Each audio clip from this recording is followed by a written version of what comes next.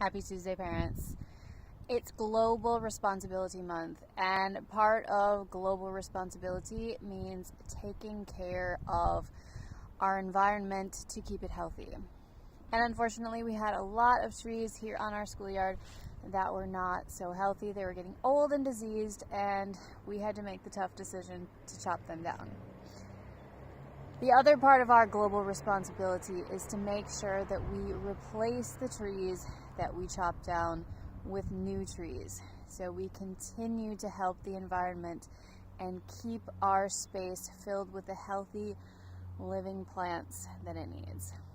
So please join the PTA and me in sponsoring a tree for our schoolyard. We have this beautiful space here, and we all need to chip in and take responsibility to have more green on our school campus. So look for more information from the PTA about how to sponsor a tree. Any small donation would be greatly appreciated by them, and we look forward to greening up and taking responsibility for the environment. Have a great week.